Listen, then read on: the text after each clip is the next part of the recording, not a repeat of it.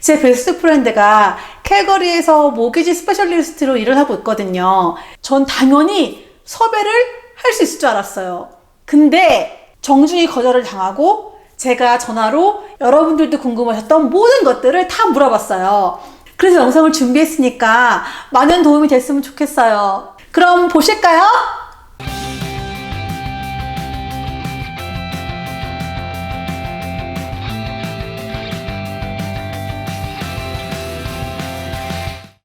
안녕하세요.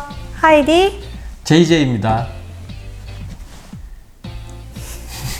오늘은 모기지에 대해서 한번 이야기를 해볼 건데요. 저희가 2년 전에 모기지를 받아서 집을 샀음에도 불구하고 당시에 하이디가 모기지 관련 업무를 다 해서 저는 모기지에 대해서 잘 몰라요. 그래서 오늘 모기지에 대해서 궁금한 내용을 여러분과 같은 수준의 제가 하이디에게 질문을 하는 방식으로 한번 해볼게요. 오늘 어떤 내용에 대해서 말씀을 하실 거죠? 오늘은 모기지를 승인받을 때 중요한 게 세 가지가 있거든요. 그거랑 그리고 여러분들이 가장 많이 헷갈려 하시는 애모타이제이션 피리어드랑 모기지 텀에 대해서 한번 얘기를 해볼 거고요. 네, 그게 두 번째고요. 네, 그리고 마지막으로 인터레스트 레이트 관련된 내용을 조금 한번 얘기해 보려고 해요. 네, 오늘 그러면 이야기해 볼 게 총 세 가지네요. 네. 그럼 첫 번째로 모기지를 승인받을 때 필요한 사항이 뭔가요? 중요한 세 가지가 있는데요. 첫 번째는 크레딧 레이팅, 두 번째는 애뉴얼 인컴, 그리고 세 번째는 다운 페이먼트예요. 네. 그러면 먼저 크레딧 레이트. 크레딧 레이팅은 한마디로 말하면 신용도예요. 이 신용도는 은행이든 그 브로커든 간에 돈을 빌려주는 사람들이 우리의 신용도를 체크를 하는 거예요. 그렇다면 이민 온 지 얼마 되지 않은, 그러니까 캐나다에서는 그런 신용도가 전혀 없는 사람들, 이런 사람들은 어떻게 해요? 그런 사람들은 고려 대상이 아닙니다. 아예 신용이 없는 사람은 이 크레딧 레이팅을 신경 쓰지 않아도 된다는 거네요? 네, 맞아요.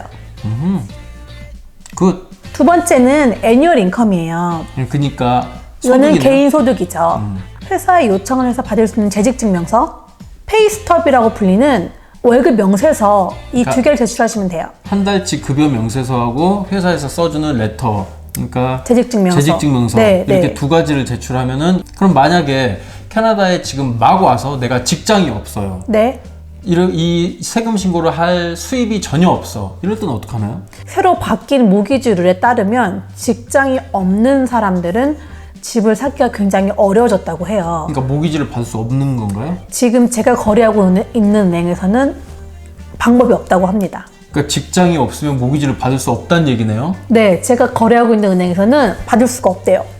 집을 사기 위해서 모기지를 받으려면 직장을 먼저 잡아야 된다는 네, 얘기죠? 직장이 가장 중요하다고 하더라고요, 요즘에는.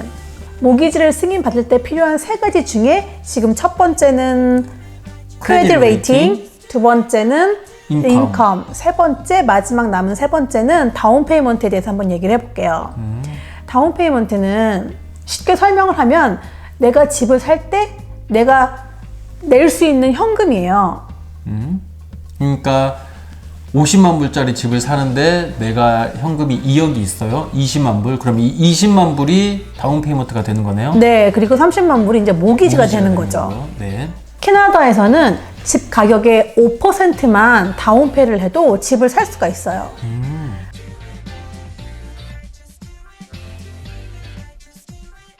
근데 5% 이상, 20% 미만으로 다운페이먼트를 할 경우에는 모기지 인슈런스를 꼭 들어야 돼요. 그러니까 그게 의무적이라는 거네요. 근데 이게 의무적이에요. 왜냐하면은 집 가격의 80% 이상을 내가 빌려주는데 만약에 내가 모기지 페이먼트를 너한테 못 받으면 난 어떻게 되냐라고 생각할 수가 있잖아요. 그러니까 은행도 만일의 사태에 대비해서 보험을 의무적으로 들어라. 예, 들어라 해가지고 이제 거기서 그러면 모기지하고 모기지 보험을 매달 같이 납부를 해야 되네요. 네, 추가적인 비용이 들어가게 되는 거예요. 모기지 보험도 싸진 않던 것 같던데. 내가 만약에 집 가격의 20% 이상을 다운 페이먼트를 했을 경우에는요? 그러면은 제가 알기로는 그 까다로운 질문이나 뭐 까다로운 요청사항 없이 모기지 승인이 나는 걸로 알고 있어요. 그러니까 직장이 있고 다운 페이먼트가 20% 이상이면은 그렇게 별다르게 크게 어려운 문제는 없는 것 같더라고요. 그러면 이제 아까 말했던 에몰 무슨 피리어드 그거하고 계약 무슨 모기 여러분들이 댓글도 많이 남겨주셨는데 가장 많이 헷갈리시고 이해가 안 되시는 부분이 제가 느끼기에는 에몰타이제이션 피리어드랑 모기지 텀인 것 같아요. 에몰 뭐? 그러니까 에몰타이제 한국말로 하면 상환 기간하고 계약 기간. 네, 에몰타이제이션 피리어드는 상환 기간이고요. 상환 기간? 모기지 텀은 상환 기간? 네, 모기지 텀은 계약 기간. 계약 기간이에요. 상환 기간에 대해서 먼저 말을 해볼게요. 상환 기간은 10년부터 30년까지 중에서 내가 선택할 수가 있어요. 뭐 10년에서 30년이죠? 내가 몇 년 동안 이 돈을 갚을 것인지. 아, 그러니까 내가 모기지를 30년 동안 이 모기지를 갚겠다 그러면 내가 에몰 피리어드를 30년 선택을 한 거네요. 네. 그러니까 10년에서 30년 중에 어느 연수나 선택을 할 수 있다는 거죠. 네. 네. 쉽게 말을 하면은 내가 30만 불을 빌렸어요. 내가 30년 동안 갚겠다고 한 거랑 10년 동안 갚겠다고 한 거랑 어떤 차이가 있을 것 같아요? 30년 동안 하면 내가 매달 갚아야 되는 금액이 훨씬 더 줄어들 것 같아요. 그쵸? 대신에 이자는 더 많이 낼 테고. 네, 맞아요. 이게 이제 상환 기간이에요. 그리고 모기지 텀, 계약 기간이라는 거는 보통 1년부터 5년 사이 우리가 선택을 할 수가 있어요. 은행과 내가 계약을 하는 건데요. 이 계약을 할 때 서로 기간을 정하고 계약을 하게 되는 거죠. 내가 모기지를 30만 불을 받아서 에몰 피리어드. 상환 기간을 30년으로 하고 계약 기간을 5년으로 해서 은행과 내가 계약을 했어요. 네. 그럼 그 5년이라는 시간 동안에는 내가 그걸 바꿀 수가 없어요. 그리고 5년이 지난 다음에 내가 예를 들어서 30만 불 중에 3만 불을 갚았어요. 5년 동안. 그러면 내 총 빚은 얼마가 되는 거죠? 27만 불이요. 27만 불이잖아요. 네. 그래서 그 27만 불을 다시 계약을 하게 되는 거예요. 1년에서 5년 사이에 내가 원하는 계약 기간으로.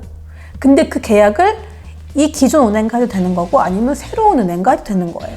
그럼 새로운 은행으로 간다면 네. 27만 불을 새로운 은행, 그러니까 B라고 부르는 새로운 은행에서 27만 불을 빌려서 기존에 빌렸던 A 은행에 27만 불을 갚고 다시 나는 27만 불로 B 은행과 그 거래가 시작이 되는 거죠. 하는 거죠. 네. 그러면 계약은 5년을 했는데 내가 3년 만에 이사를 가야 될 일이 생겼어요. 네. 그럼 이게 계약을 파기하게 되는 건데 네, 어떻게 그래서 될까요? 만약에 이걸 내가 계약을 지키지 못할 경우에는 은행이 벌금을 나한테 물게 되어 있어요. 캐네디언들이 가장 많이 하는 모기지 텀이 5년인데요. 우리도 5년으로 했고요. 네, 그 중에 60% 정도의 캐네디언들은 이 5년이라는 기간을 지키지 못한다고 하더라고요. 그럴 수 있어요. 그럴 것 같아요. 브로커하고 은행하고는 무슨 차이가 있는 거예요? 브로커에 대해서는 제가 조금 이따 다시 설명을 드릴게요. 아까 말해주셨던 것 중에서 맨 마지막 인터레스트 레이트? 이자율인가요? 네, 이자율인데요. 한국도 똑같아요. 한국도 변동금리랑 고정금리가 있잖아요. 여기도 마찬가지인데 변동금리는 이 프라임 레이트에 따라서 변동이 되는 거죠. 지금 현재 제가 거래 중인 은행에서는 변동금리로 모기지를 받을 경우에는 프라임 플러스 0.15%여서 현재는 3.85%가 되더라고요. 근데 5년 고정금리로 하게 되면은 3.44%예요. 현재는 픽스드가 그러니까 고정금리가 네, 더 현재는 고정금리가 훨씬 더 좋은 이율이죠. 브로커에 대해서도 말씀해 주신다고 했잖아요. 브로커는 뭐예요? 우리가 모기지를 받을 때는 은행과 브로커 둘 중에 한 군데를 선택해서 모기지를 받을 수가 있어요. 은행은 모기지 외에도 여러 가지 은행 상품이 있잖아요. 브로커들은 여러 은행의 모기지 딜을 다 취합을 해서 가장 베스트 딜을 고객한테 제공을 해요. 근데 은행은 그냥 보통 자기들이 갖고 있는 상품, 그 상품 하나만을 고객한테 제공을 하는 거죠. 뭐가 좋다 나쁘다는 뭐 판단할 수 없겠지만 뭐 각각 장단점이 있나요? 장단점이 있어요. 그리고 제가 알기로는 다운 페이먼트가 5% 이상 20% 미만일 경우에는 브로커를 통해서 하는 게 더 좋다고 알고 있어요. 왜냐하면 그들이 더 낮은 이율을 제공할 수 있다고 하더라고요. 20% 이상이면요? 20% 이상은 거의 비슷한 것 같아요. 오늘 말씀드린 내용은 은행마다 다를 수 있고 또 조금씩 바뀌는 것 같아요. 네. 여러분들이 모기지를 받으실 때는 꼭 은행이나 모기지 브로커하고 직접 상담을 하시는 게 좋을 것 같아요. 네. 각 은행마다 한국인 모기지 스페셜리스트가 다 있더라고요. 네. 그래서 한국말로 이메일을 남기셔서 문의를 하시면 되니까 꼭 그렇게 궁금하신 점은 그렇게 해소를 하시기를 바랍니다. 네. 참고용으로만 네, 봐주세요. 저는 참고용으로만. 그럼 구독자가 좀 늘어야 될 텐데. 그러니까. 늘겠지?